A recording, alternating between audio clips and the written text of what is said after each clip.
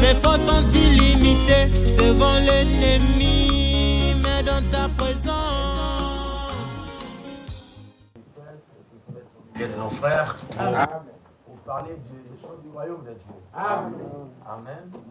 Et je désirais toujours depuis très longtemps d'être ici. Et le Seigneur nous a accordé cette occasion favorable. Et nous vous disons un grand merci pour vos prières. Amen. Je ne suis pas seul, je suis ici avec ma charmante épouse. Amen. Séraphine Bongo et Koumé. Amen. Elle peut se mettre debout. Vous pouvez saluer le frère. Merci beaucoup à tous les frères, à toutes les sœurs de Bruxelles. Amen. D'accord. Il y a aussi des frères qui nous suivent en ligne. Pas seulement ici, même à Kinshasa, même au Gabon. Il y a beaucoup de frères et beaucoup de sœurs qui nous suivent. Et nous les saluons depuis Bruxelles. Que le Seigneur les bénisse tous.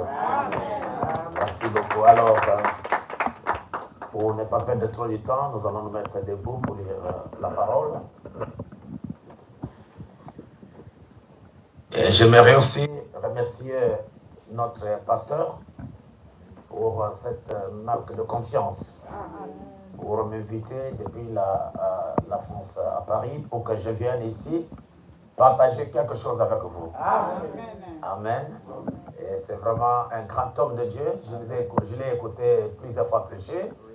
Mais je me suis dit, mais lui qui est un peu avancé en âge, s'il peut prêcher comme ça, alors qu'en est-il de nous, les petits? Donc nous sommes derrière lui et nous soutenons cette église à Kapao à 100%. Amen. Nous sommes derrière notre pasteur. Amen. Amen. Merci beaucoup. Nous allons prendre une petite écriture ce soir dans le livre de Jean, chapitre 4. Chapitre 4. Et nous allons commencer la lecture au verset 21. Jean chapitre 4, verset 21 et jusqu'au verset 23. Et nous lirons Apocalypse chapitre 5, verset 2, alors que nous soyons assis. Ok? Alors, la Bible dit ceci. Femme, lui dit Jésus, crois-moi, l'heure vient où ce ne serait ni sur cette montagne, ni à Jérusalem que vous adorerez le Père. Vous adorez ce que vous ne connaissez pas, nous adorons ce que nous connaissons. Amen. Car le salut vient des Juifs. Amen. Amen. Amen. Verset 23, c'est là où j'ai tiré mon sujet. Mais l'heure vient, et elle est déjà venue, où les vrais adorateurs adoreront le Père en esprit et en vérité. Amen.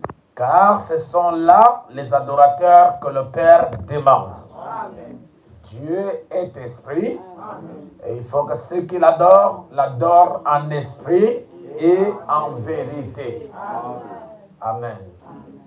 Merci notre Seigneur Jésus-Christ pour cette occasion que tu nous offres ici à Bruxelles, pour que nous puissions prêcher à Agapao Tabernacle.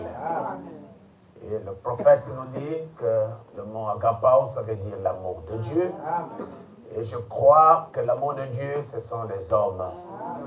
Et j'ai vu combien j'ai été accueilli ici par ton humble serviteur. Je vous en supplie de le bénir richement, bénir son épouse et de bénir chaque frère et chaque sœur qui soutiennent son ministère. Et mon désir est que cette Église puisse avancer. Amen. Même si nous sommes dans les pays où les gens ont abandonné la parole, pour eux, Dieu, il les servait dans l'Antiquité, au Moyen-Âge. Aujourd'hui, ce n'est plus l'heure de Dieu. Mais pour nous, les vrais adorateurs, nous croyons que c'est l'heure où la parole est révélée. C'est l'heure où les choses qui ont été cachées sont dévoilées à la vie de tout le monde pour que nous puissions adorer notre Dieu. Alors viens au milieu de nous, Seigneur. Donne-nous une très bonne atmosphère afin que tes enfants soient dans la joie en sortant d'ici. Ils le disent comme les disciples qui étaient sur le chemin de Maús, nos cœurs ne brûlaient-ils pas dedans nous quand Dieu nous parlait. Et que les mêmes bénédictions soient partagées à tous ceux qui sont connectés à l'Internet. Même ici en Europe ou bien en Afrique, partout en Amérique, en Asie, partout à tes enfants, qu'ils puissent vraiment être bénis. Nous comptons sur toi, le Seigneur Jésus. Et je vous en prie de donner la solution à un problème de ton peuple. Le problème qui a trop duré, Seigneur, ce qui est vraiment Père Tout-Puissant, un fardeau dans le cœur de ton peuple. Je vous en supplie, notre tendre Père, de donner la solution à cela. La joie sera dans nos cœurs et la gloire et l'honneur viendra à toi. Bénis-nous au nom de Jésus-Christ. Amen. Vous pouvez vous asseoir. Merci beaucoup. Que le Seigneur vous bénisse encore. Amen. Amen. Alors, nous venons de lire le livre de Jean au chapitre 4. Et la Bible nous dit au verset 23 que le Père, c'est-à-dire Dieu, cherche ceux qui l'adorent en esprit et en vérité. Amen. Amen. Pas seulement en esprit, pas seulement en vérité, mais Dieu cherche les adorateurs. Alors les vrais adorateurs qui adoreraient le Père en esprit et en vérité. Amen. C'est là où j'ai tiré le sujet que je prêche ce soir. Je l'ai intitulé L'heure est venue. Si vous voulez ajouter quelque chose, vous direz Père, l'heure est venue. Amen. Mais vous devez retenir quelque chose. Depuis l'éternité, Dieu avait un triple dessein à accomplir dans l'humanité. Dieu voulait accomplir trois choses importantes ici sur la terre. Et ces trois choses importantes ont été cachées tout au long des âges. Mais à la fin du temps, Dieu a pensé de nous dévoiler, de nous révéler ces trois choses qu'il voulait accomplir sur l'humanité. La première chose que Dieu voulait accomplir, Dieu voulait se révéler aux hommes. Amen. Parce que la Bible dit que Dieu est esprit. Or, un esprit, on ne peut pas le voir. Amen. Alors, Dieu ne pouvait pas sauver l'homme en tant qu'esprit. Dieu ne pouvait pas ramener l'homme à la position perdue en tant qu'esprit. C'est pourquoi Dieu a jugé bon de se révéler à l'homme. Amen. C'est-à-dire que l'homme puisse voir le Dieu invisible. Amen. En d'autres termes, le Dieu invisible voulait se rendre visible. C'est-à-dire être comme vous, être comme moi, être comme notre cher pasteur, que Dieu, on puisse le toucher et que Dieu aussi puisse toucher les gens. C'est ça l'un des mystères ou bien les desseins que Dieu avait dans sa pensée avant la fondation du monde. Amen. Deuxièmement, Dieu voulait habiter dans l'homme. Amen.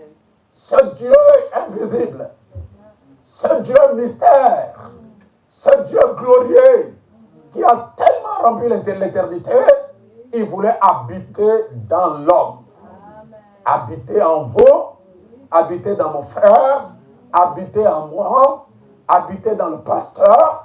Et Dieu voulait marcher sur deux pieds. Et Dieu voulait parler au travers des hommes. Dieu voulait accomplir son dessein au travers de nous. C'est ça le deuxième dessein que Dieu avait.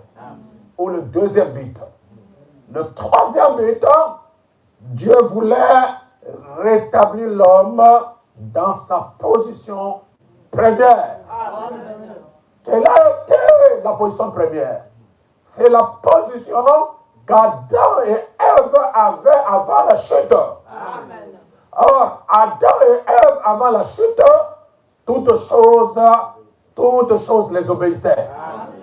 Adam avait le pouvoir de calmer la tempête. Adam avait le pouvoir de parler à un animal et l'animal l'écoutait.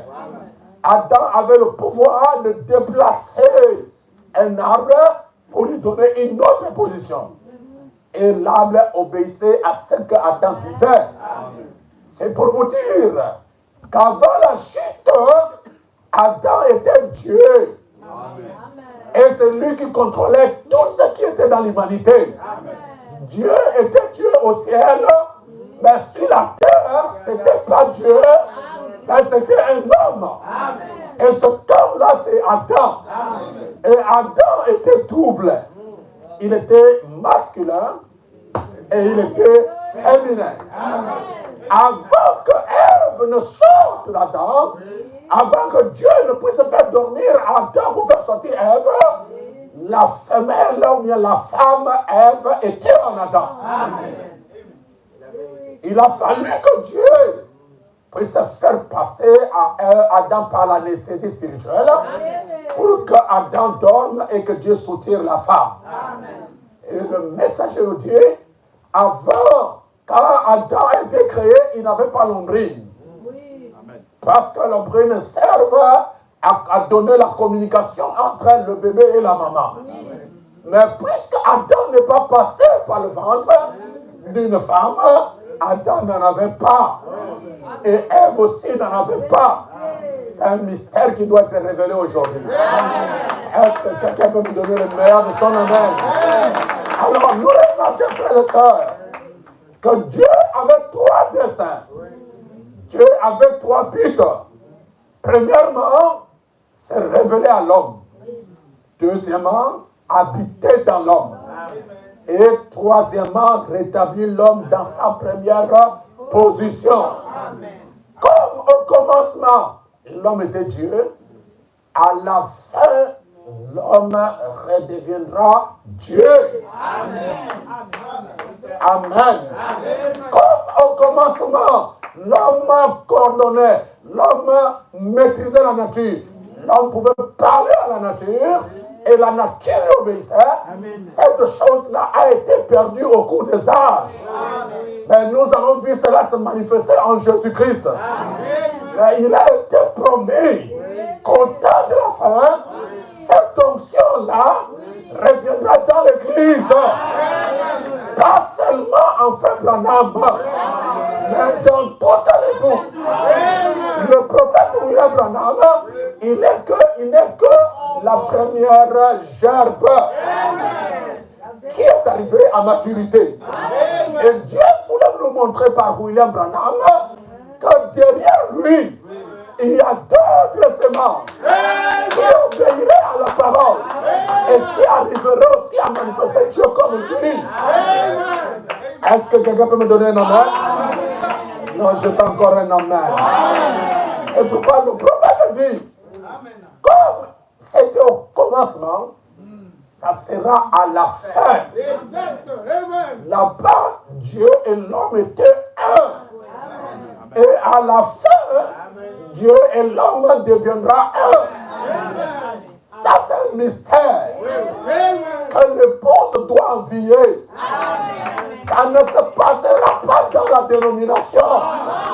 Ça se passera dans l'épouse. Et surtout, quand l'épouse sera mariée à Christ.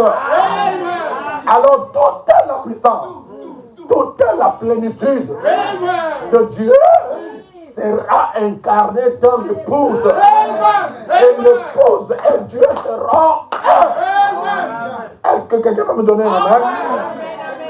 Ce sont ces trois buts, ces trois glorieux mystères que Dieu a cachés à l'humanité. Mais nous avons eu le privilège d'entendre ces choses et surtout de croire à ces choses. Vous êtes différents de toutes les autres églises.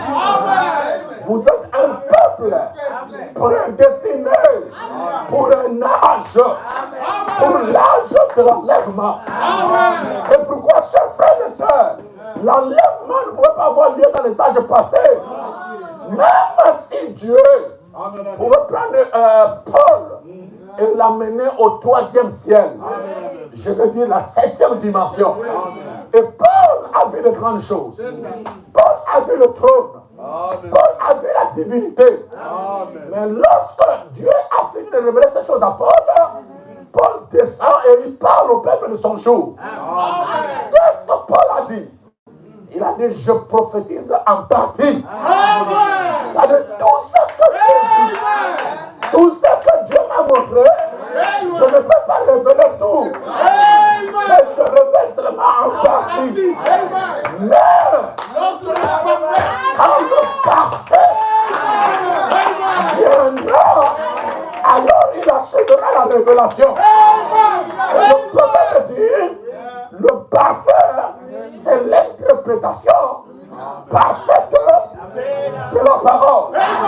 Et il continue que l'interprétation parfaite de la parole est venue quand les sceaux ont été ouverts.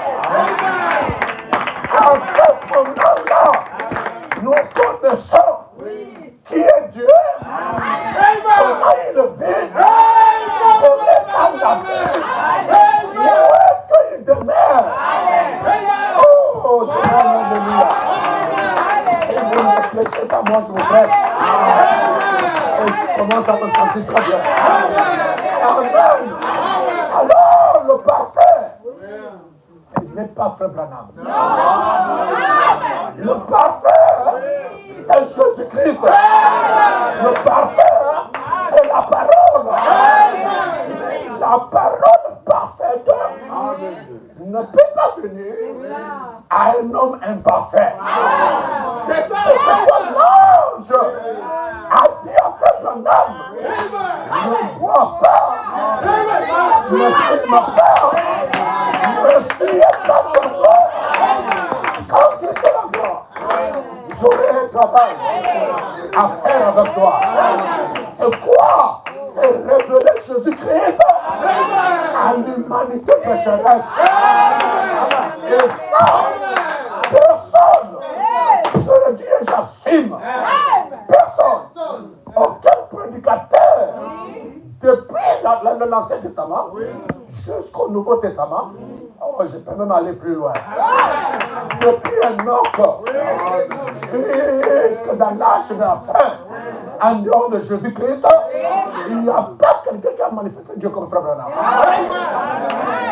C'est pourquoi nous ne sommes pas des fanatiques. Nous avons entendu parler de Dieu et nous l'avons vu. C'est pourquoi nous croyons avec ce message. On mourra avec ça. Personne nous enlèvera l'espoir dans le prophète et dans le message. Amen. Nos parents sont rejetés, nos amis nous ont rejetés, nos frères nous ont rejetés à cause de ce message. Et on reste là. Oh, je vais entendre ma mort. Croyez-moi, avec ce message, le ciel est assuré. Tout Dieu, avant d'amener le peuple d'Israël dans la terre promise, il a pris 2 témoins. Amen. Josué et Caleb. Il dit la terre promise est là.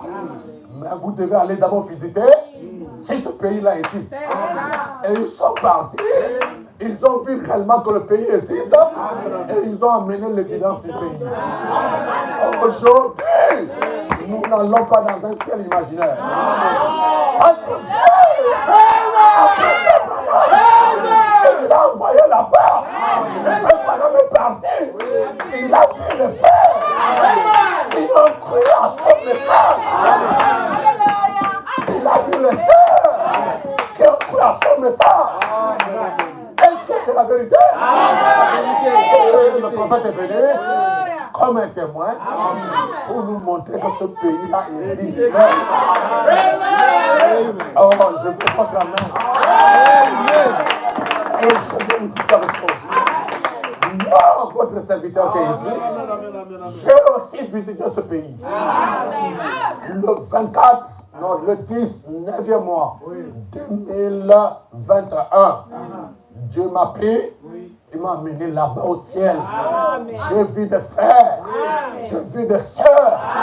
Nous nous sommes salués. Amen. Et il m'a posé la question, qu'est-ce que tu es venu chercher ici?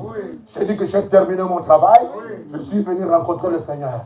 Et à la grande porte d'or, j'ai vu un serviteur qui était là. Il m'a dit, Monsengo, ton travail n'est pas encore terminé. Allez, retourne. Va prêcher. C'est pourquoi aussi longtemps que je me tiens ici, je suis sûr que je dois prêcher les choses qui sont vraies pour amener chacun de vous à s'attacher à ce glorieux message. Le message sur le ciel. Je veux un amen. D'ailleurs, Dieu a dit à Frère Branham, c'est ce que nous croyons. Tous ceux qui vous ont aimé. Oh, il n'y a pas quelqu'un qui s'accroche à ça. Tous ceux qui vous ont aimé et tous celui que tu as aimé, je vous le donne. Ça, c'est le ciel de cadeau. Wow! Le messager, il y a une promesse pour le ciel. Allez, dis dans celui qui a tes côtés, j'entrerai mon frère. J'entrerai mon frère. J'entrerai. Oh, Mageno. Mageno pas. Mageno manquement. Mageno sera. Oh, n'entrera. C'est une promesse. Est-ce que quelqu'un peut me donner un amen? C'est une promesse. On entrera. Et la promesse a été donnée avant vos erreurs. Vos erreurs sont venues après et la promesse a été donnée. Est-ce que tu peux continuer? Avant que vous ne croyez au message, Dieu a déjà dit à Abraham, tout celui qui vous a aimé, et tout celui que tu as, je vous le donne. Et cette promesse a été donnée avant que tu ne crois au message. Je ne tiens pas. J'arriverai. J'entrerai. M'appelle haut. M'appelle bas. Le diable est venu en retard. C'est déjà accompli. Oh, je commence à me sentir bien. Alors, Agapaon me pousse à prêcher. J'aime ça. Alors, c'est un peu vos ceintures. Quand vous savez régler votre identité, je vais vous prêcher le message. Je commence à me sentir bien. Encore une amen. Encore une amen. Et je dis un amen de 2024. Alléluia. Gloire au Seigneur. Au nom de Dieu. Alléluia. Alors la Bible dit, quand vous regardez dans votre Bible, c'est écrit en rouge. C'est pour vous dire que ce n'est pas les paroles d'un homme. C'est notre Seigneur Jésus qui a dit lui-même. Il a dit quoi? Que l'heure vient. Et l'heure est déjà venue où les vrais adorateurs adoreront le Père en esprit et en vérité. S'il y a des vrais adorateurs, s'il y a des vrais adorateurs, c'est qu'il y a aussi de faux adorateurs. Parce qu'on détecte les vrais par les faux. Mais Jésus adorateurs qui adoreraient le Père. Ben, il a parlé de vrais adorateurs. Alors nous avons une question à poser. À quel moment ces adorateurs apparaîtraient? Amen. Et ça va vous toucher un peu. Paul, Irénée, Martin, Colomba, Wesley, Luther et tous les pentecôtistes, ils n'ont pas adoré le Père en vérité.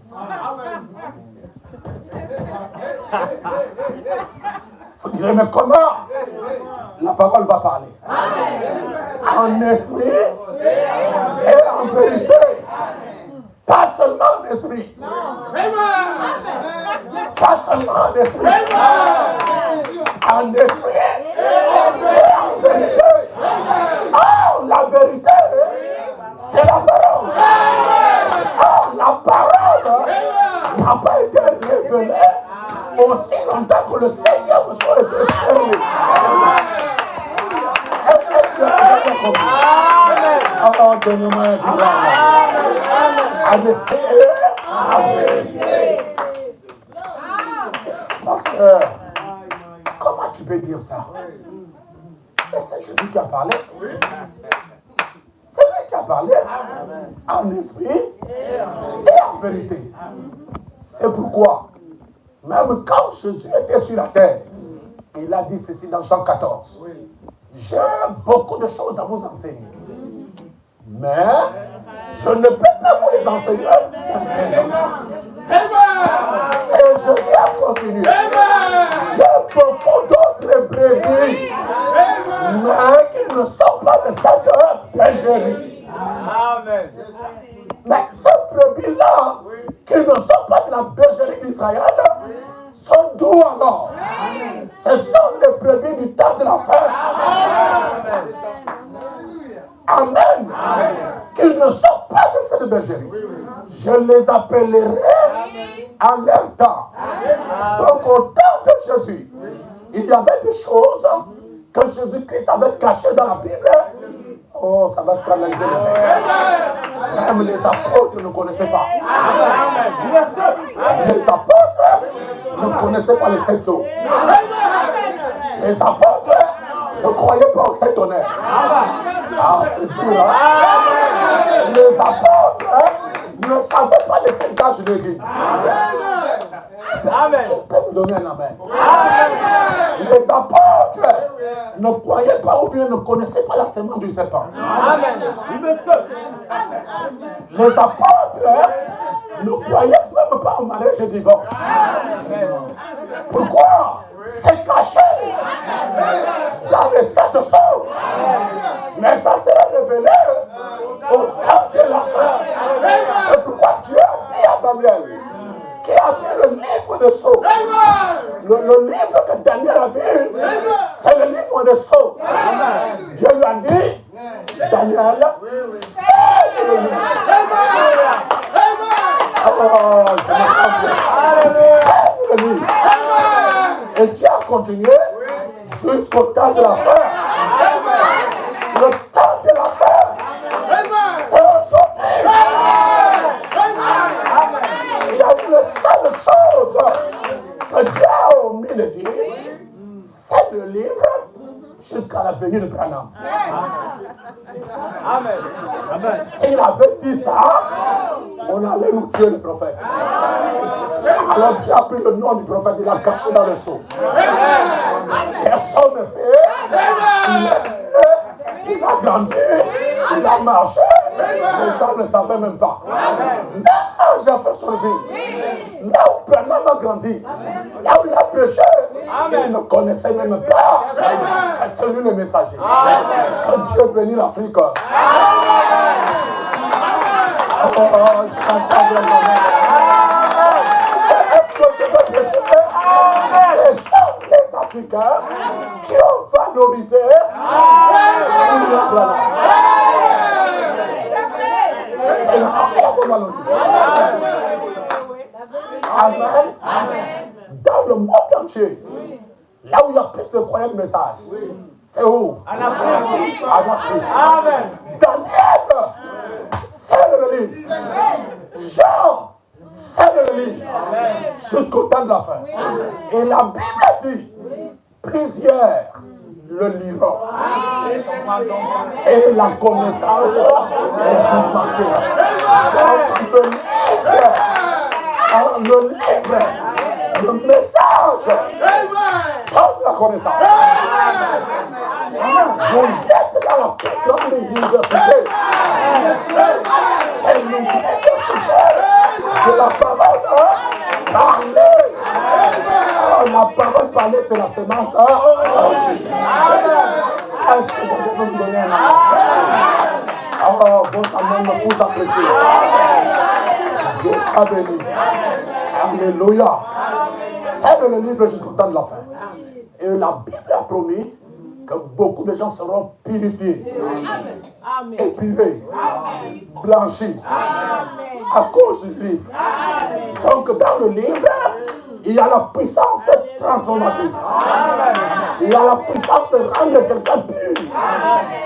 Comment dans cet âge où le péché est tellement grand, ici en Europe, des jeunes sœurs, des jeunes frères se tiennent la tête debout.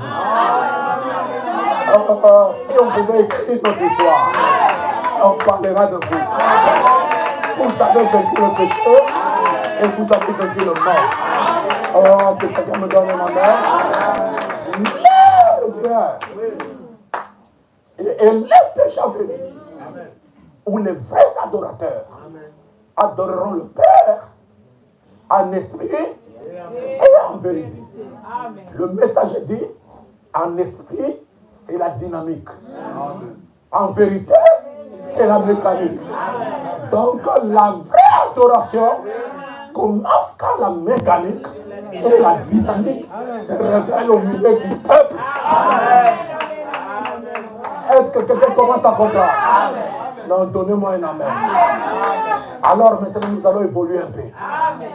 Adorerons le Père en esprit et en vérité.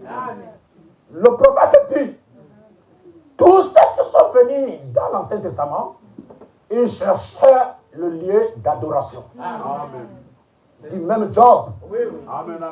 C'est pourquoi il pouvait dire, s'il connaissait l'adresse de Dieu, s'il connaissait là où tu habitais, alors il irait à sa porte et il le frapperait pour adorer Dieu. Mais c'était caché. Amen. Ça rejoint encore ce que je viens de dire, que tout au long des âges, les gens n'ont pas adoré Dieu. Ils ont adoré Dieu en partie. Amen. Amen. Amen. Ils cherchaient où habite Dieu, où est-ce qu'il peut rencontrer Dieu et où est-ce qu'il peut adorer Dieu. C'était caché. Je peux avancer? Alors, quand Dieu se révèle à Moïse, il dit à Moïse, où est-ce qu'il peut adorer Dieu? La Bible dit, c'est là où Dieu a mis son nom. Amen. Hein? Pas n'importe où. Mais là où Dieu a mis son nom. Alors nous allons maintenant faire une petite étude pour chercher à trouver où est-ce que Dieu a mis son nom. Commençons d'abord au temps de Moïse. Où est-ce que Dieu avait mis son nom? Nous lisons dans Exode. Exode chapitre 23. Et nous lirons au verset 20. Nous sommes à la recherche de connaître où est-ce que Dieu a mis son nom. Amen. Je crois qu'Agapao serait béni. Est-ce que je peux avancer? Dieu parle à Moïse. Je suis dans Exode, chapitre 23, verset 20. Ok, nous sommes là avec... Allez, on peut lire. Voici, j'envoie un ange devant toi pour te protéger en chemin et pour te faire arriver au lieu que j'ai préparé. Amen. Continuons. On peut avancer? Oui. 21. Pour te faire arriver au lieu où j'ai préparé. Tiens-toi si tu gardes en sa présence. Et écoute sa voix. Ne lui résiste pas, parce qu'il ne pardonnera pas vos péchés, car mon nom est en lui. Amen. C'est là la révélation que Dieu avait donnée à Moïse. Dieu a révélé à Moïse que son nom était dans l'ange. Amen. Amen. Parce que si tu ne connais pas là où Dieu a mis son nom, tu ne sauras pas où l'adorer. Amen. Amen. Ok? Amen. Pour que votre adoration soit parfaite, tu dois d'abord connaître quel est le nom de Dieu et où est-ce que Dieu a placé son nom. D'après ce qu'il a dit à Moïse, il a dit que son nom, l'ange qui va venir, l'ange qui conduira Israël, il ne pardonnera pas leurs péchés. Et il a dit aux enfants d'Israël d'écouter sa voix, ne le résiste pas. Pourquoi? Car mon nom est en lui. Amen. Or, cet ange, c'est celui-là. Amen. C'est quoi ce madame dit? S'il y avait de la caméra, au temps de Moïse, on devait photographier cette colonne de feu. Parce que le nom de l'Éternel, le nom de Dieu était dans cet ange. Amen. Qui a compris? Et plus tard, dans Deutéronome, je crois, chapitre 18, si je ne me trompe pas, la Bible est en train de nous montrer que lorsque vous allez adorer Dieu, lorsque vous allez donner vos sacrifices, n'allez pas donner ou bien apporter vos sacrifices n'importe où. Vos sacrifices doivent être dédiés à l'Éternel, là où Dieu a placé son nom. Amen. Amen. C'est pourquoi les enfants d'Israël ont créé, ou bien ils ont construit le temple de Jérusalem. Et ce temple de Jérusalem est devenu le lieu de rencontre des enfants d'Israël pour donner des sacrifices. Amen. Mais la Bible dit, Dieu n'habite pas dans ce qui est fait de main d'homme. Parce que le ciel est son trône et la terre son marchepied. Quelle maison me bâtirez-vous? Dieu est en train de supprimer le temple. Je continue. Donne-moi un amen alors. Alors, nous remarquons que lorsque Jésus est arrivé, les prophètes de l'Ancien Testament ont parlé. Nous allons lire Malachie. Lisons le livre de Malachie pour voir quelque chose.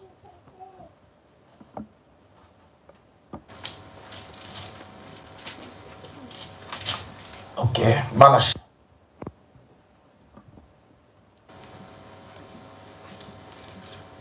Malachie chapitre 3, nous allons lire à partir du premier verset. Je suis en train de vous faire voyager quelque part. Amen. La Bible dit, voici, j'enverrai mon messager, et il préparera le chemin devant toi, devant moi. Et soudain, entrera dans son temple le Seigneur que vous cherchez. Amen. Et le messager de l'alliance que vous désirez voir.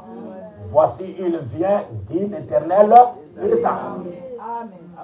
Ce n'est plus maintenant le temple de Jérusalem. Parce que Jésus a dit, alléluia, on lui a montré le temple.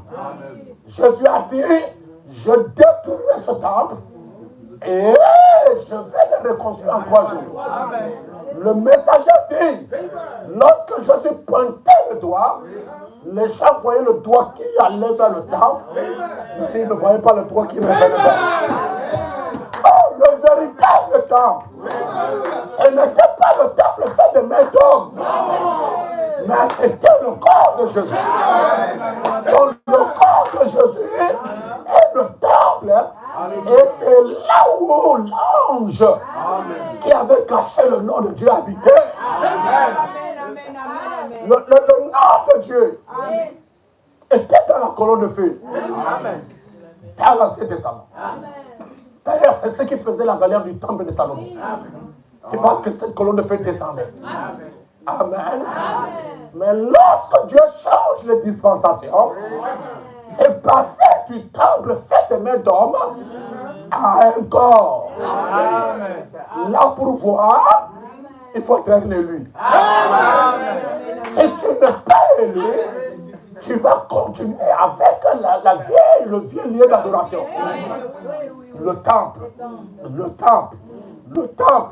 Alors que Dieu a changé le temple.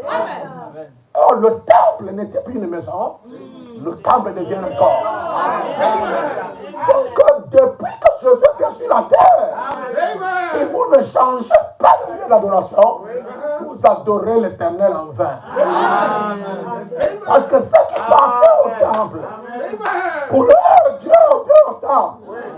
Or, tout ce qui constituait le temple, ça représentait le panier inférieur. C'est un corps. Le lieu saint, c'est son esprit. Et l'âme de Dieu, c'est le lieu très saint. C'est pourquoi Jésus étant le véritable temple, pendant qu'on le baptisait, le ciel s'est ouvert et la colonne de feu est descendue pour habiter dans Jésus. Lorsque Jésus-Christ était sur la terre, Dieu n'était plus au ciel. Je vais entendre. Le prophète dit que les disciples sont venus vers Jésus. Ils ont dit, Seigneur, montre-nous comment nous devons prier. Jésus a dit, voici comment vous devez prier. Notre Père qui est au ciel, que ton nom soit sanctifié, que ton règne vienne, que ta volonté soit faite sur la terre comme au ciel. Frère Branham dit, lorsque Jésus leur disait ça, le Père n'était plus au ciel. Il est déjà descendu le jour du baptême. Amen. Je vais vous dire quelque chose. Même aujourd'hui, même ce soir, Dieu n'est plus au ciel. Amen. Très bien. Alors, j'en viens ça. Dieu n'est plus au ciel. C'est maintenant dit que Dieu aujourd'hui est dans l'épouse.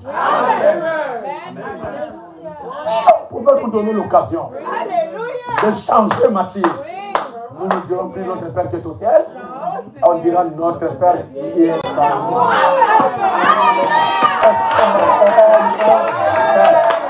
Que ta volonté soit faite à moi comme au ciel. Pourquoi? Parce que Dieu aujourd'hui est dans l'épouse. Je dois arriver. Et donc, c'est la dernière partie de la prédication.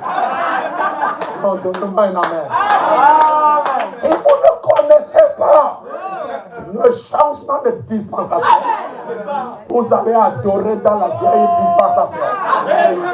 Pensant que vous êtes dans l'ordre, alors qu'il c'est une fausse adoration. Je suis parti en Israël. Je suis allé dans l'endroit où Salomon a posé la pierre d'angle de l'église. Et là, j'ai trouvé beaucoup de Juifs. Donc, des grands sacrificateurs. Je les ai trouvés avec les rouleaux anciens. Et ils sont là tous les jours. Ils sont tout d'accord. Pour eux, alléluia, Jésus viendra au temple. Parce que c'est écrit. Hein? Il entrera dans son temple. Le Seigneur que vous cherchez. L'écriture est là.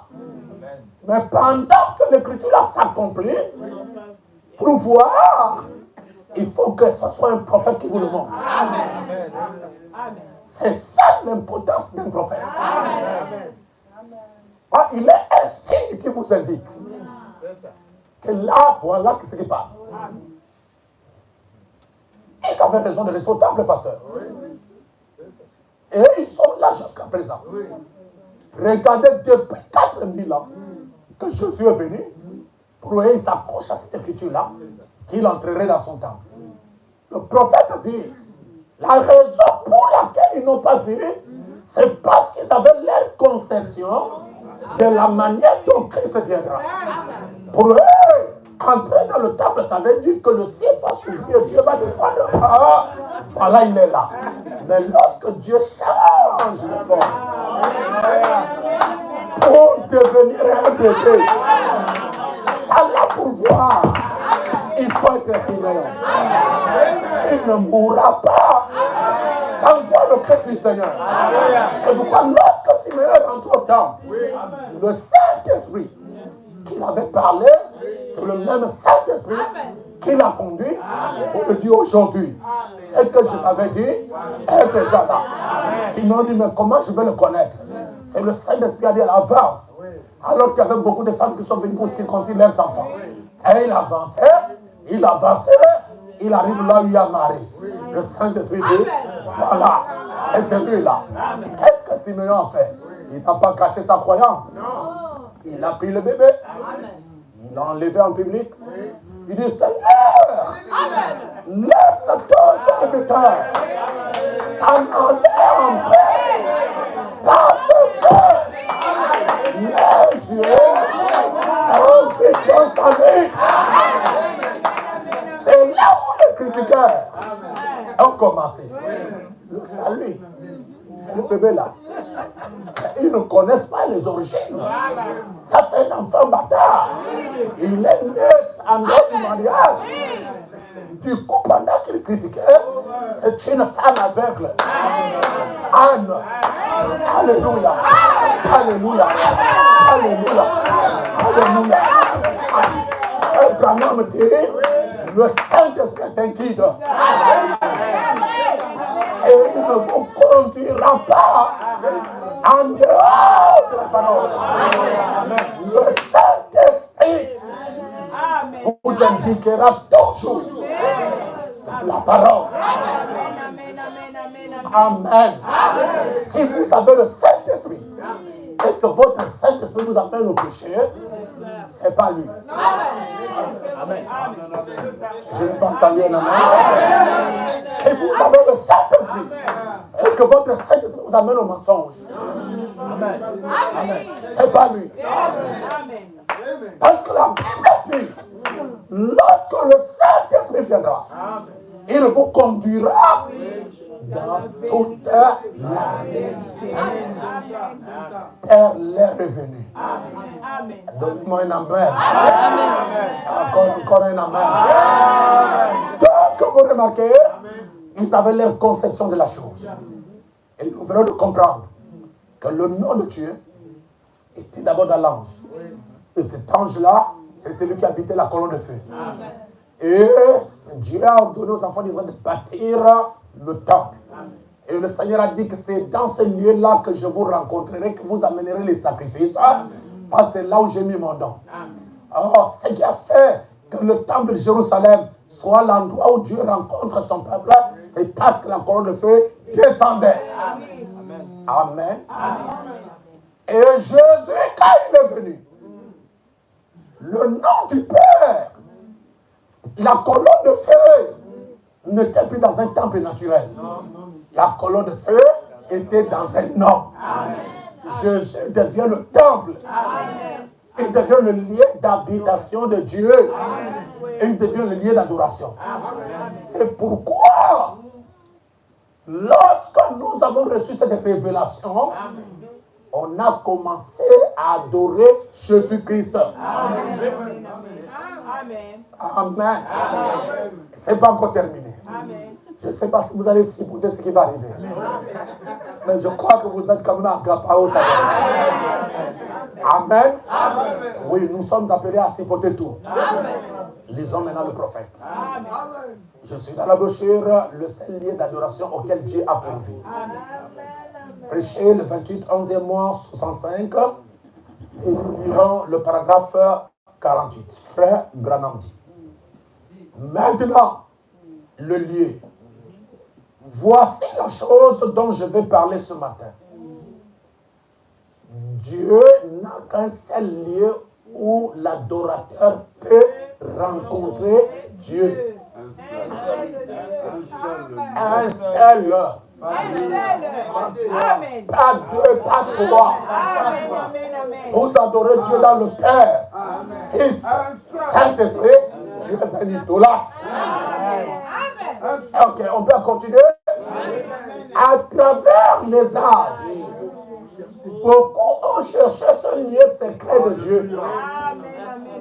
À travers tous les âges, même Job a voulu savoir où il demeurait. Si seulement je pouvais aller à sa maison et frapper à sa porte. Job a voulu découvrir la demeure de Dieu. En effet, c'est là que Dieu et sa famille adorent ensemble. Hein? La famille de Dieu et Dieu adorent ensemble. Là où Dieu a mis son nom. Ça commence à devenir bien. Si on peut avancer. Amen. Et vous me donnez l'onction de prêcher. Je suis au paragraphe 79, 79 pour les Belges. Allez, c'est parti. Ok? 79 ou bien 79. Ainsi. Alléluia. S'il n'y a qu'un seul lieu où Dieu rencontre l'homme, nous ferons mieux de beaucoup veiller à cela. S'il y a un seul lieu, un seul, que Dieu rencontre son peuple, Frère Branham dit, alléluia, nous ferons mieux de beaucoup veiller à cela. On doit veiller à ce lieu où Dieu rencontre l'homme. En d'autres termes, ne changez pas ça. C'est seulement les gens qui ne veillent pas, qui n'ont pas le discernement. Lorsque quelqu'un change de lieu, tout le monde sort là. Alors c'est le nouveau lieu d'adoration. Frère Branham ne dit pas ça. Frère Branham nous a conseillé de veiller à un lieu d'adoration. Et il n'a pas dit veiller seulement, il a dit nous ferons mieux de beaucoup. Ce n'est pas un peu veiller. Beaucoup veiller à cela. Eh bien, ce matin, nous mettons de côté nos traditions. Et au cours de cette leçon de l'école du dimanche, soyons vraiment sûrs d'avoir trouvé ce lieu.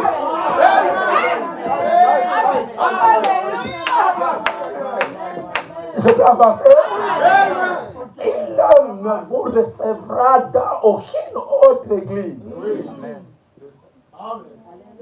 Le seul lieu où il vous recevra, c'est seulement dans son église.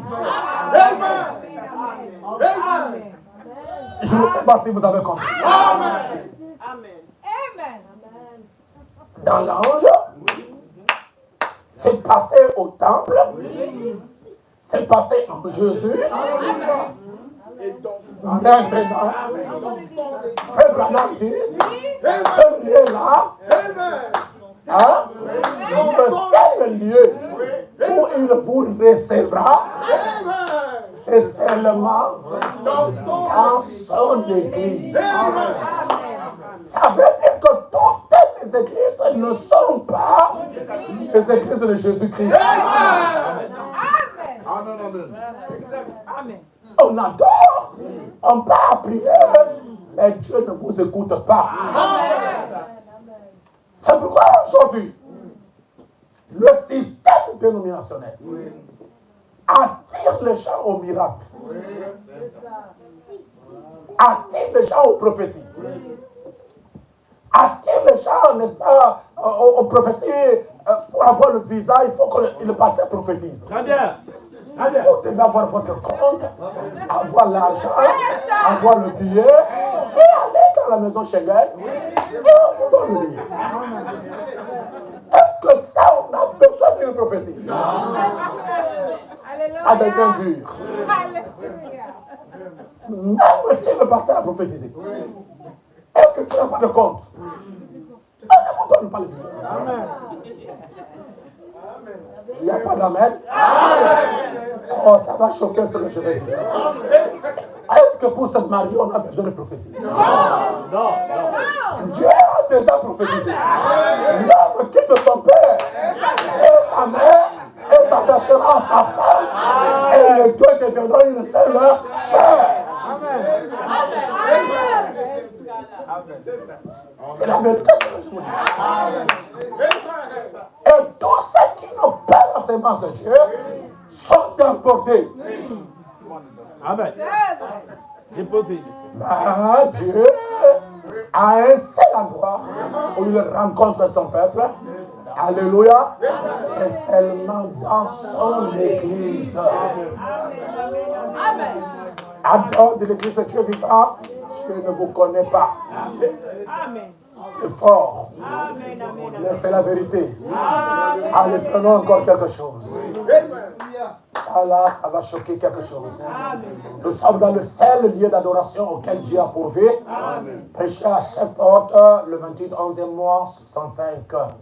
Nous sommes au paragraphe 213. Je voudrais lever quelque chose. Et je sais que beaucoup de gens nous suivent. C'est très important et après je vais arrêter quand même. Sauf si vous voulez que je continue. Je vais vous imposer une veille de prière. Bénis le nom du Seigneur. Allez, nous partons avec Frère Branham. Est-ce que vous aimez le prophète? C'est la bouche autorisée. Quand Frère Branham parle, nous disons Amen. Allez, continuons. Jésus a dit, Amen. je suis venu au nom de mon Père. Et vous ne m'avez pas reçu. Voulez-vous un passage des Écritures à ce sujet? Jean chapitre 5, verset 43. Vous voyez, je suis venu au nom de mon Père et vous ne m'avez pas reçu. Le Père a donc mis son propre nom, qui est Jésus, dans le Fils.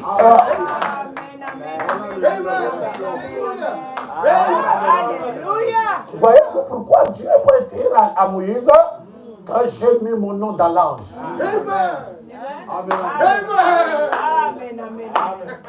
Amen. Où est-ce que le Père a mis son nom? Dans son Fils. Frère Branham continue. Qui est Jésus? Dans le Fils. Et c'est lui le chemin, la porte, la maison.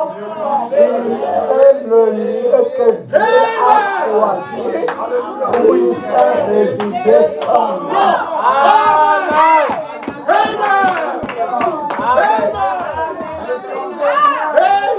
Écoutez,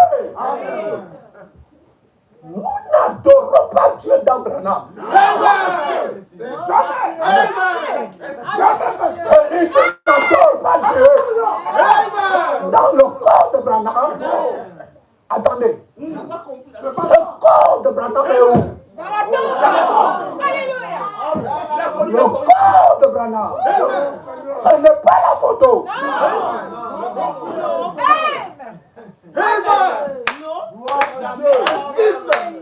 Si vous n'adorez pas Dieu dans le corps de Branham, vous n'adorez pas Dieu.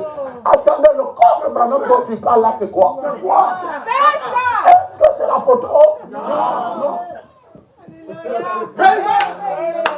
Ça, c'est la photo de Branham. C'est le négatif de Branham, dont le positif est à la tombe. Où est-ce que nous devons adorer Dieu? Dans la photo? Écoutez Branham. Écoutez le prophète parler. Et c'est lui le chemin, la porte, la maison. Il est le lieu que Dieu a choisi pour y faire résider son nom.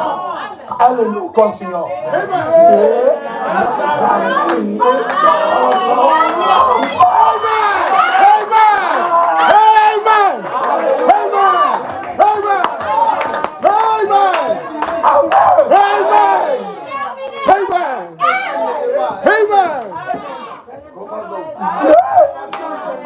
C'est le prophète qui parle. Dans mes églises, je lui ai enseigné un slogan de Frère Branham. Où Frère Branham dit dans la bouche de Christ est révélé dans sa propre parole, il dit au cours des âges, le peuple spirituel consulte le prophète. Alors quand je suis à la chaire devant mon église, je dis un peuple spirituel au courant des âges consulte Dieu et l'église répond le prophète. Amen. Et actuellement quand je dis Branham dit l'église dit il a dit quoi? Amen. Il a dit.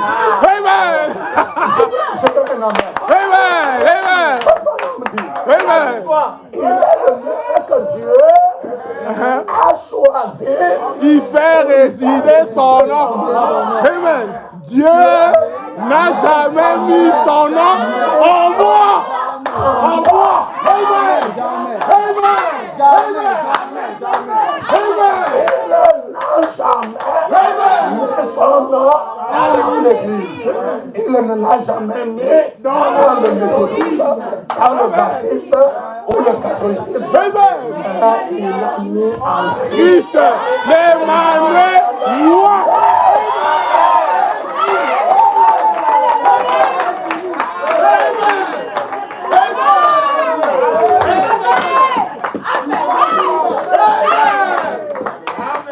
Aujourd'hui, on ne peut pas tromper l'époux. Parce que le livre du maître est entre les mains de l'élève. L'élève et le maître, ils relisent le même livre.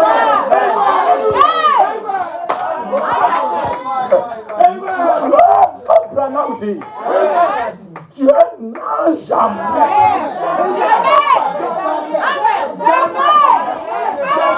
On n'est jamais. C'est-à-dire, il n'a jamais mis.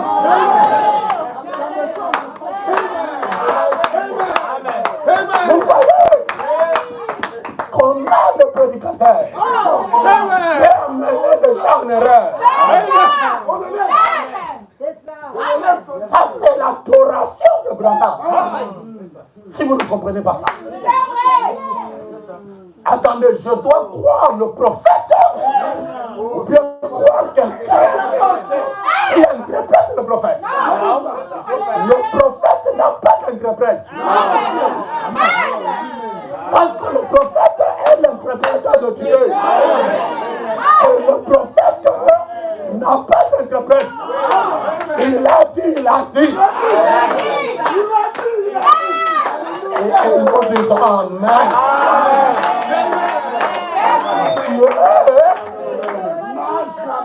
Dieu n'a jamais mis son nom en moi. Ce n'est pas en moi mon second. Parce que celui qui parle là, ce n'est pas moi, c'est Branham qui parle.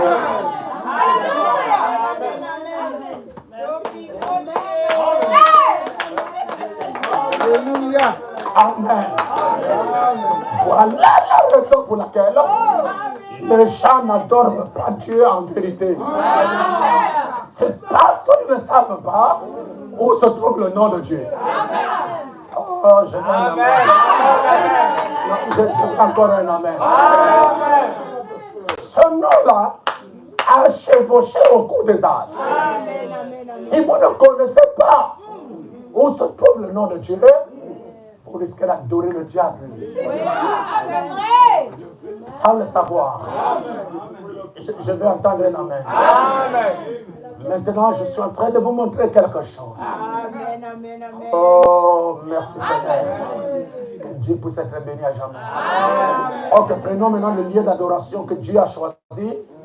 Prêcher à Jeffersonville, samedi le 20, deuxième mois 65. Nous allons vite au paragraphe 64. Je voudrais vous montrer quelque chose. Comment le lieu d'adoration est en train de chevaucher aux âges. Il n'y a pas d'amen. Et je crois que le dimanche, vous serez bénis. Le dimanche, c'est le pourquoi que je suis à Bruxelles. Alléluia. Ok, allez, nous allons le lieu d'adoration que Dieu a choisi. Prêcher le 20, deuxième mois, 65. Ne perdez pas de vie. Il n'a jamais mis son nom en Branham.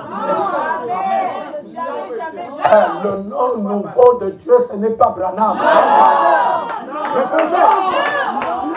Est-ce que quelqu'un peut me donner un nom? Si on arrive à vous enlever ça, vous êtes idolâtre. Le nom de Jésus n'a jamais perdu ses vertus au cours de ça. Et la Bible dit que c'est le nom qui est au-dessus de tout le nom.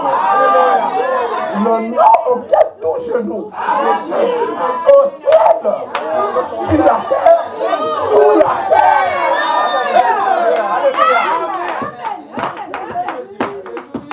Ok, vous avez trouvé? Qui a compris ma leçon? Allez, Colion. Père, l'heure est venue. Il y a beaucoup de braves femmes dans cette salle ce soir. Des femmes honnêtes, respectables.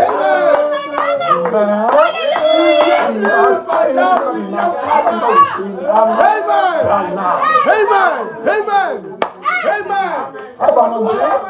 c'est elle qui rentre à la maison avec moi. C'est elle qui est ma femme. Alléluia, continuons. Continuons. Il me reste seulement 15 minutes. Continuons. Je suis venu juste vous saluer ce matin. Ce soir.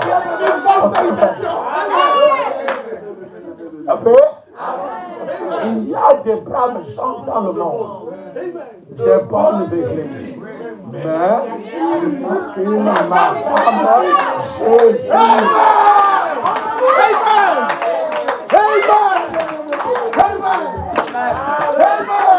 Amen.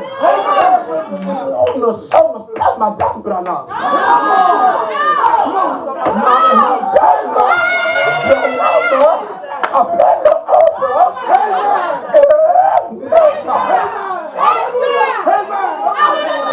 moi, je ne suis pas homme. Je ne suis pas méga. Et je ne rentre pas à la maison avec Branham. Je veux que quelqu'un dise pas faire avancer. Alors il dit, il n'y a qu'une Madame Jésus-Christ. Et c'est elle qui le vient chercher. C'est là que se trouve son nom.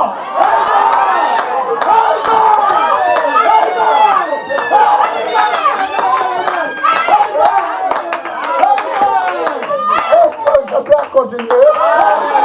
Et là que se trouve son nom. Allez, continuer. Et là que se trouve son adoration.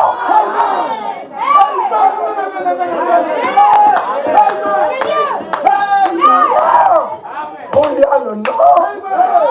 Et là, il y a l'adoration.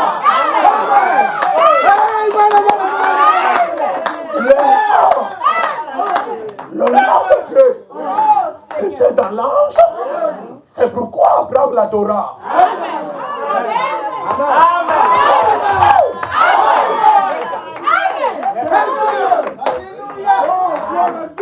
Donnez-moi un amen. Ce matin, s'est déplacé dans le avait la colonne de fer. C'est pourquoi les enfants d'Israël allaient au temple pour adorer parce qu'il y avait la colonne. Dieu change. Devient l'habitation. Le temple devient un homme. Et pourquoi? Quand le temple devient un homme, ce homme c'est Jésus-Christ, l'image.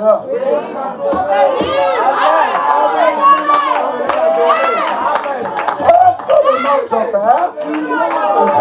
Le Seigneur. Parce que là où se trouve le nom, c'est là où se trouve l'adoration. Amen. Et après, ok, attendez. À quel moment le nom de l'époux devient le nom de l'épouse?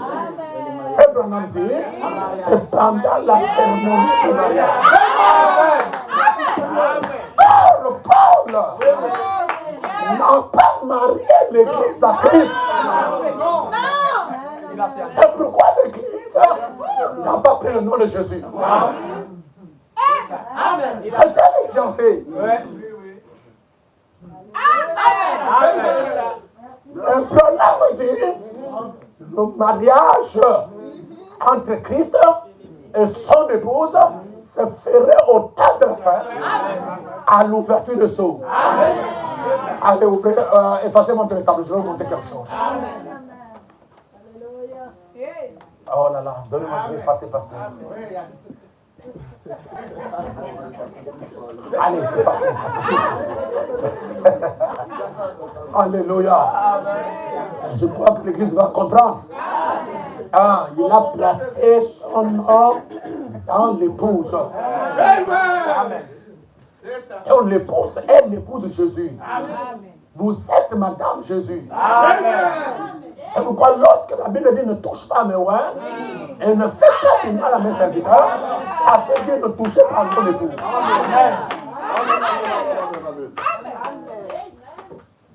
Voyons voir maintenant à quel moment cette cérémonie, parce que nous sommes en train de chercher comment l'épouse va porter le nom de l'époux à quel moment. Et nous verrons le montrer que ce n'est pas au premier âge.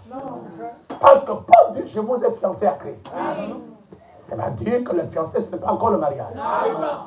Et au cours des âges, les réformateurs n'ont fait qu'encourager les fiancés. Amen. Allez de l'avant. Avancez. C'est bon. Ton mari est bon. Ton mari est bon. Avancez.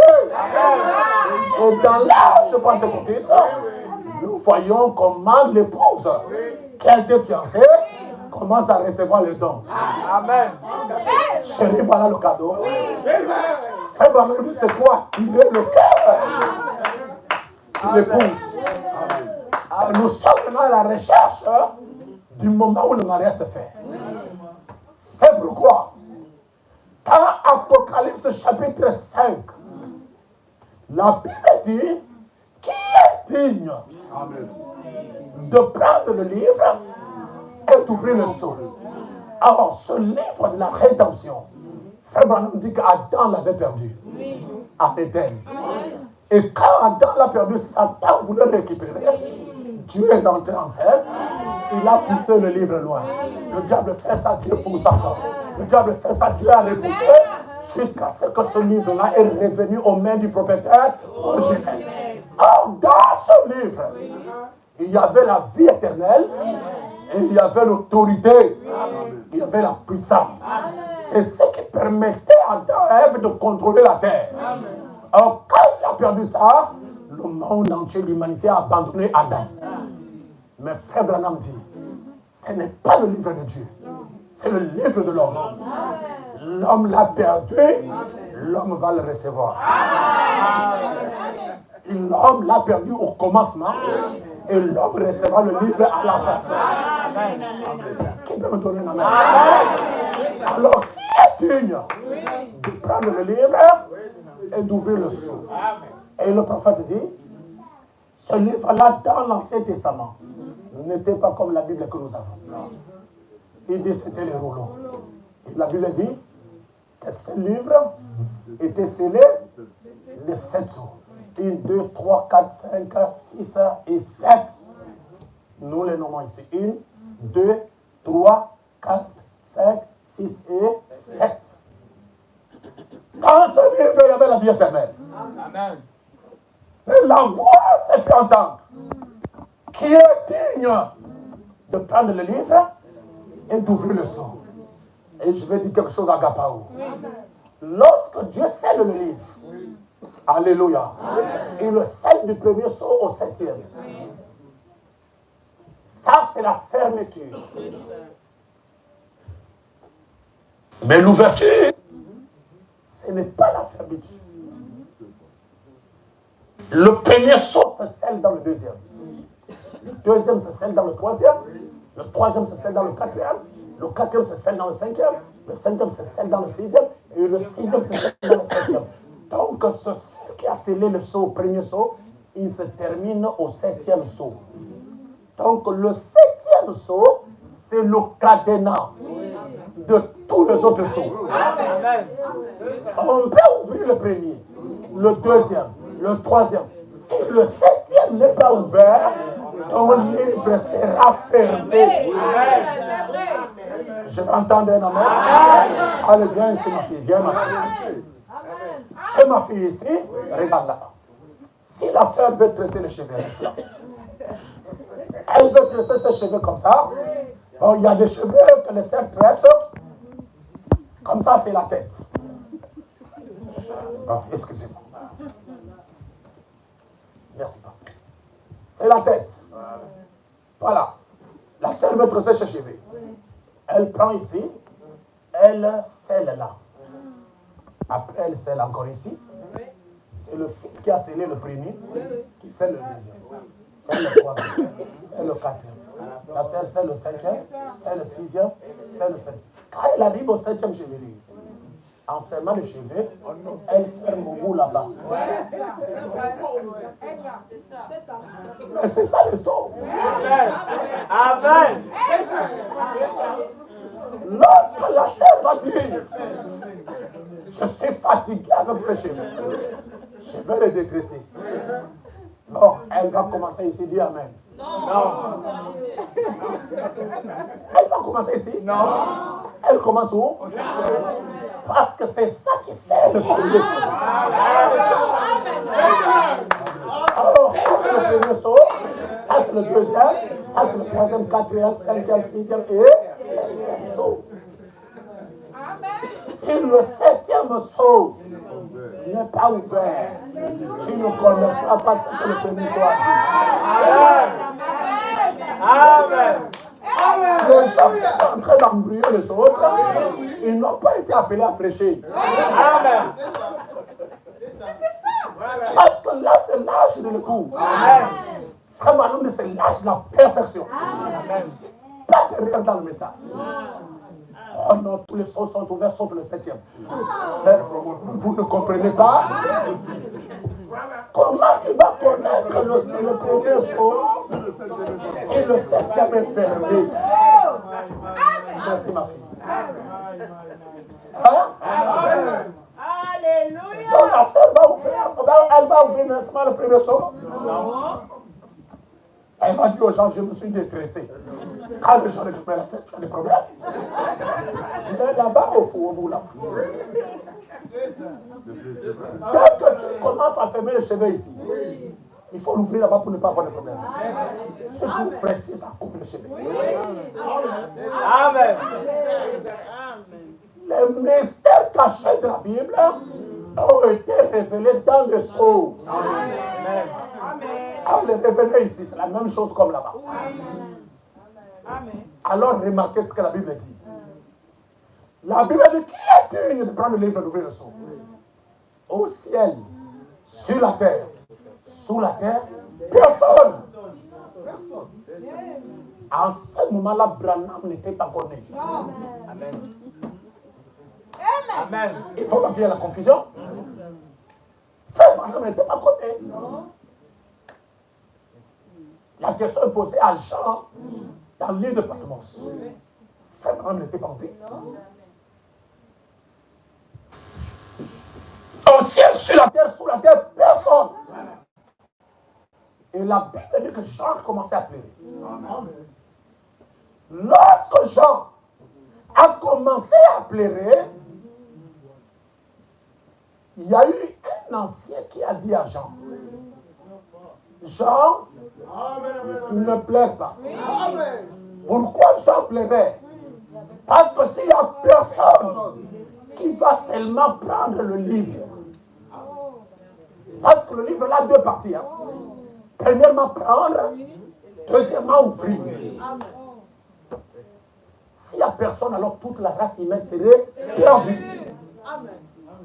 Alors un ancien a dit à Jean, Jean, ne pleure pas.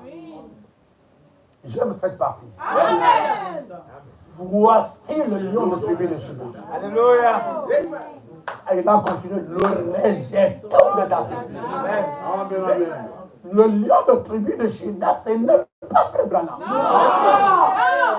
Le rejeton de David, ce n'est pas Branham. C'est Jésus-Christ. Amen. Amen.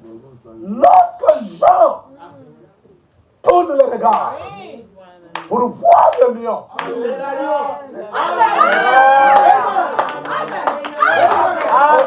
lieu de voir le lion, Jean voit l'agneau. Oh, poussez-moi à prêcher. Et la Bible dit, cet agneau avait cette corne et cette jupe. Amen. Maintenant, il y a un problème. Est-ce que l'ancien qui a dit à Jean, voici le lion, il ne s'est trompé? Jamais. Oh, il y a un mystère. Comment il peut montrer à Jean le lion? Lorsque Jean regarde, le lion devient l'agneau. Et Branham appelle ça la translation. Il dit c'est exactement ce qui s'est passé sur la montagne de la transfiguration. Lorsque Jésus-Christ est parti, c'était l'agneau. Et après un moment, Jésus s'est transfiguré. Alors une nuée l'a environné. Et la figure de Jésus a changé. Frère Branham dit, cette forme changée de la figure, ça veut dire le juge. Et le juge, alléluia, c'est le lion. Qu'est-ce qui s'est passé entre le lion qui devient l'agneau? Le prophète dit, c'est un mystère de la première venue et de la seconde venue. Amen. Avant de voir le lion, qui est la seconde venue, il faut d'abord voir l'agneau.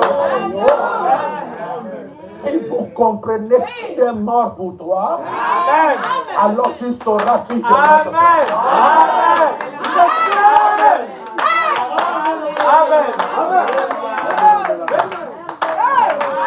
L'agneau a cette corne. Ce n'est pas Branham. Nous ne sommes pas sauvés le 24 décembre 65. Nous avons été sauvés avant la fondation du monde.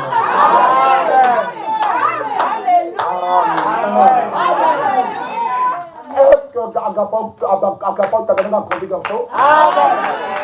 Alors, terminons. Terminons. On peut terminer. Alors, quand personne n'est digne, Jean a vu le lion qui devient l'agneau.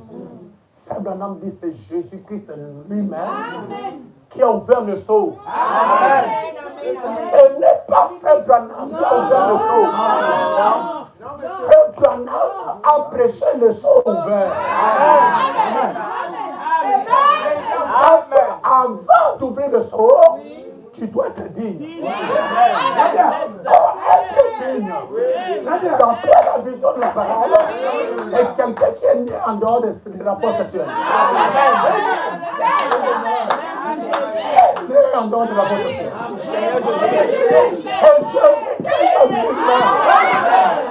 Et c'est pas c'est ce qui fait de lui le parent rédempteur. Pour être un parent rédempteur, il doit être aidé.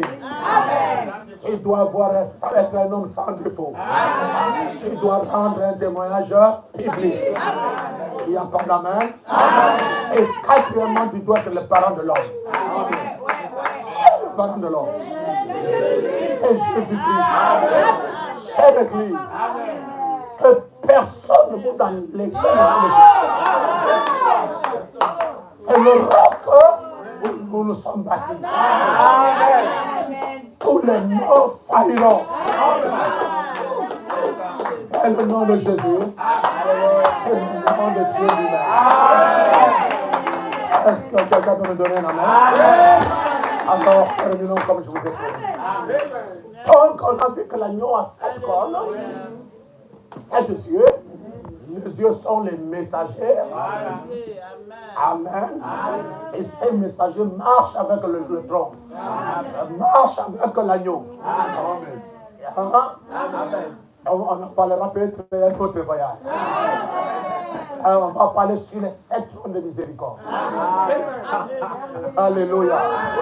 Et les 7 cornes d'Abraham, ce sont les 7 âges de l'Église. Amen. Là où il y a l'époux, il y a l'épouse. On va revenir dans un autre voyage. Alors, regardez ici. Amen. Qui est digne? Personne. L'agneau est venu. Il a pris le livre aux mains de celui qui était assis sur le trône. Frère Branham dit que celui qui était assis sur le trône, c'est la colonne de feu. Amen. Amen. Et l'agneau, c'est le corps. Ce corps de Jésus, qui est le corps du rachat, celui qui est mort pour le salut, a pris le livre. C'est pourquoi, quand la Bible dit qui est digne de prendre le livre, Dieu ne demande pas le Saint-Esprit. Ce n'est pas le Saint-Esprit qui est notre parent rédempteur. Je n'ai pas entendu un amen. Ce n'est pas le Saint-Esprit qui est mort pour nous. C'est lui qui est mort pour nous encore. Il n'y a pas d'amen. C'est le corps qui est mort pour nous. Donc on cherchait ce corps-là. C'est pourquoi ce corps sortait de l'éternité pour venir prendre le livre et ouvrir les sceaux. Jusque-là, il n'y a pas de problème. Il a ouvert le premier sceau. Ça, c'est dans le naturel. Parce que les sceaux s'ouvrent dans le naturel, dans le spirituel et dans la réalité. Quand le spirituel, c'est avec, dans le symbole, c'est avec Jésus. Matthieu 24. Quand le spirituel, c'est avec Jean. Apocalypse 6. Dans la réalité, c'est avec Frère Branham. Est-ce que vous comprenez? Dans le spirituel, on ouvre le premier saut. Alors, on voit quelque chose, le symbole. Deuxième saut. Troisième. Quatrième. Cinquième. Sixième. Mais quand on arrive au 7e saut, il y a eu le silence. En d'autres termes, rien n'a été dit. Frère Branham dit, c'est ce qui a bougé le ciel. Lorsque le diable a regardé pour comprendre ce qui se passe, rien. Oh, je peux le voir. Mon Dieu, il y a quoi? Rien. Les anges qui chantaient, chacun a gardé sa position. Si vous étiez avec la guitare comme ça, quand le 7e saut s'ouvre, tu restes comme ça. Si tu avais le micro là, quand le 7e saut s'ouvre, silence.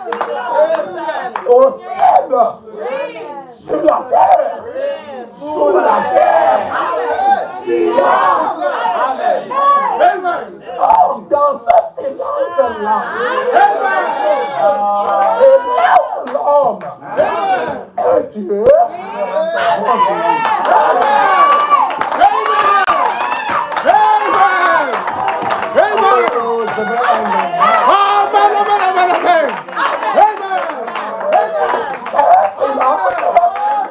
c'est un silence pour eux.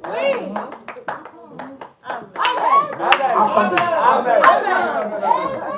J'ai pu dire quelque chose. Le roi Nebuchadnezzar a eu un songe.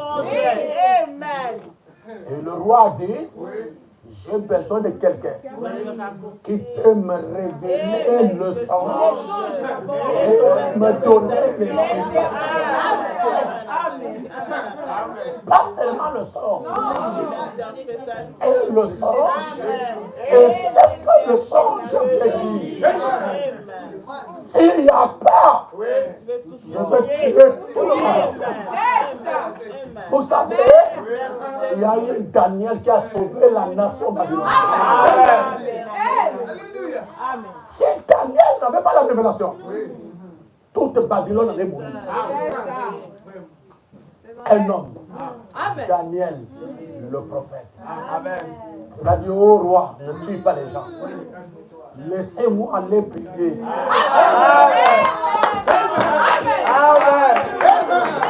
Oh, vraiment,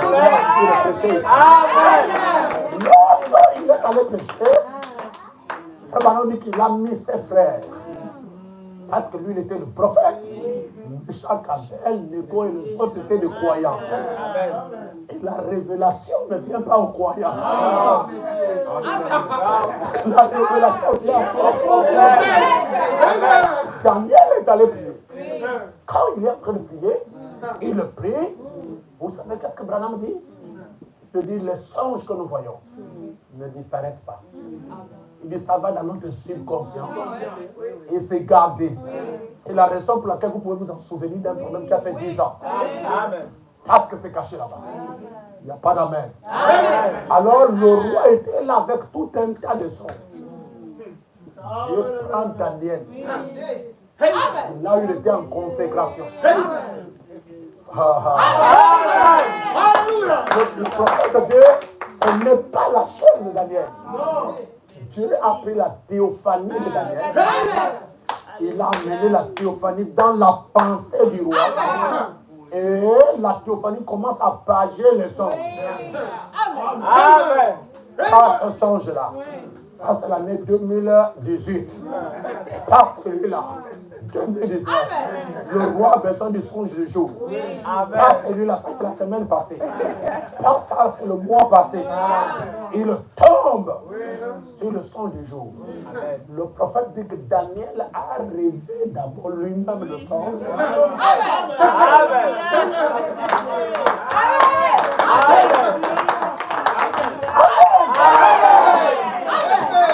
Oh, je me sens religieux.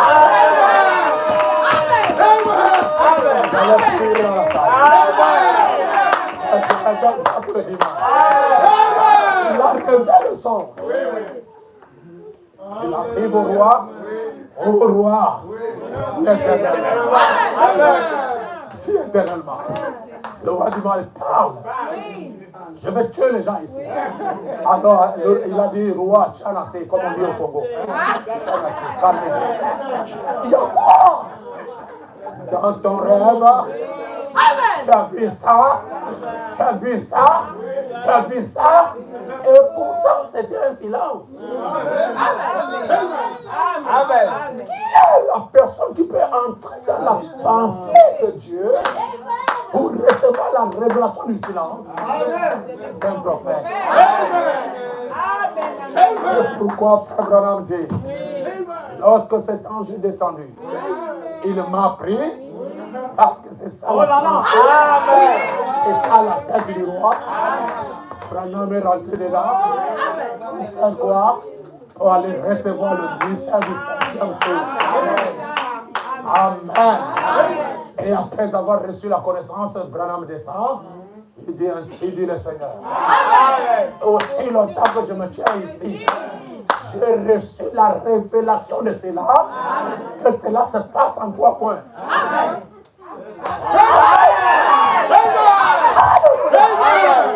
C'est la révélation. Amen. Amen. Oh, je veux venir le dimanche. Amen. Que soit le nom du Seigneur. Amen. Je peux terminer. Amen.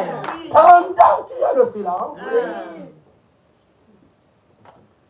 Frère Branham est dedans.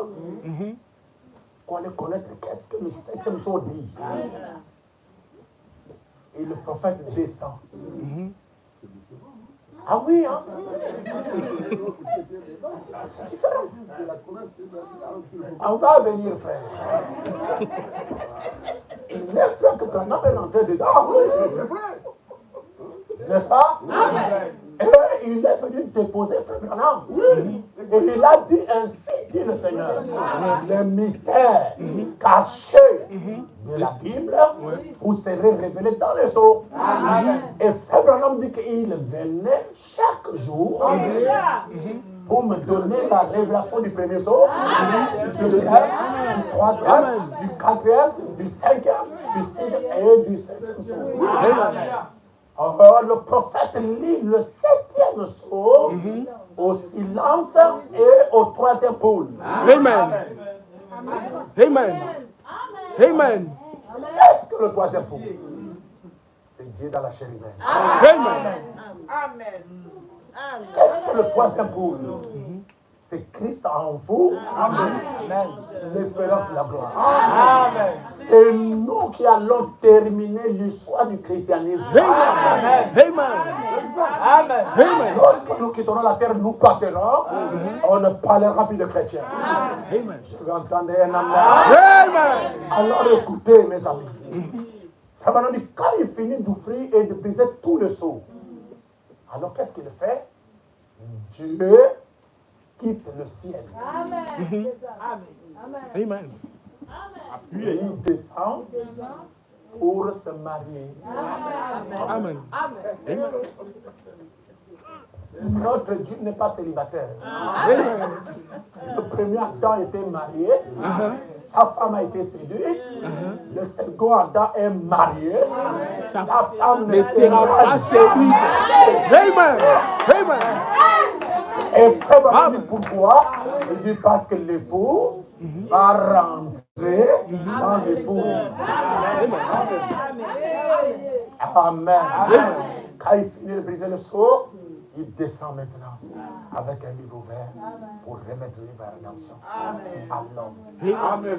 Et pendant qu'il descend, nous sommes dans Apocalypse 10. Amen. un ange puissant qui descend Et un ange avec un livre terrestre. ouvert. Amen. Amen. Pendant qu'il descend, le 7e ange Amen. est sur la Amen. Oh, donne-moi. Amen. Vous regardez très bien, Jean est quelque part. Amen. Donc il y a un temps que l'ange puissant collabore avec le 7e ange. Il y a aussi un temps que l'ange va collaborer avec Jean. Amen. Quand il collabore avec le messager, ça vous n'êtes pas encore là. Parce que là, c'est l'ouverture des sceaux. Quand tous les sceaux sont ouverts, alors le même ange qui était avec Frère Branham, il interpelle l'épouse, il dit va prendre le petit livre et avale. Après avoir avalé, on ne doit pas se taire. On doit prophétiser. Amen. C'est pourquoi je dis à Gapao Tabernacle, notre message est puissant. Vous devez témoigner ce message aux blancs. Qui le croit ou pas, ce n'est pas notre problème. Le problème est qu'il a déjà entendu. Amen. Non, amen. Voilà là où le mariage se passe. C'est quand il descend dans l'Apocalypse 10. Et quand il descend pour faire qu'on se marie, il n'y a pas d'amen. L'ange puissant, c'est Jésus-Christ lui-même, mais qui a seulement changé de forme. Amen. C'est Jésus, mais qui a changé de forme. Amen. Alors en ce moment-là, nous allons à la mairie. Nous allons, vous appelez la mairie, c'est quoi? C'est la même. Une maison communale pour faire quoi? Le mariage. Amen. Voilà comment ça va se passer. Jésus descend. Il faut qu'il y ait un officier de l'état civil qui doit marier l'époux et l'époux. Ce ce chef d'état civil-là, c'est William Branham. Amen. Oh, je vais dire quelque chose. Amen. Je ne sais pas si vous allez croire ça. Pendant que le mariage se fait entre l'époux et l'épouse, toute l'autorité de l'époux ne sera plus à lui. C'est lui qui a l'autorité. Pendant la cérémonie de mariage, c'est l'officier de l'état civil. Les représentants. Vous allez le voir avec l'emblème de la République belge. Amen. Amen. Lorsque le roi de Belgique va se marier, il ne va pas en tant que roi de Belgique. Il va en tant que citoyen. Amen. En ce moment-là, l'autorité de la Belgique, c'est entre l'épaule Amen. du bourgmestre. C'est clair. Amen. Alors il lui pose la question. Pas en tant que roi. Mais En ce tant que père, citoyen.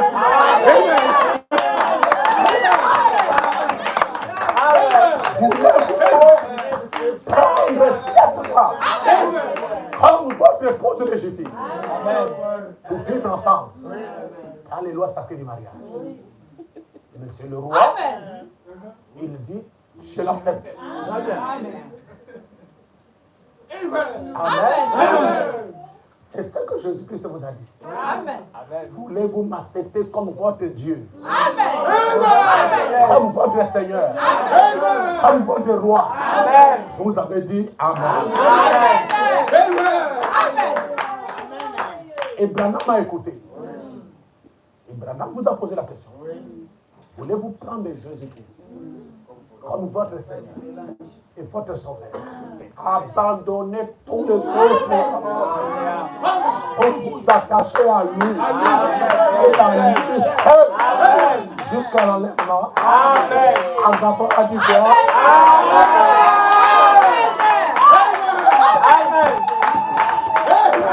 Amen. Alors Branham a dit en vertu de l'autorité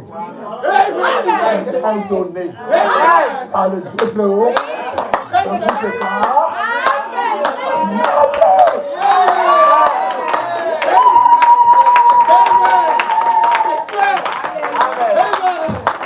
Amen. C'est conclu. Qu'est-ce que Jésus fait? Cette fois-ci, le diable a chaud. Il n'y a pas question de prendre l'alliance comme celle que je porte ici et vous donner ça. Oh non, non. Jésus dit pas ici à la chair. Parce qu'un bandit peut enlever ça. Qu'est-ce qu'il a fait? Jésus prend l'alliance et le met dans le cœur. Il le scelle à l'intérieur. C'est lui qui a le Saint-Esprit. Il ne se lâche jamais ce Dieu. Et l'Éternel vous bénisse.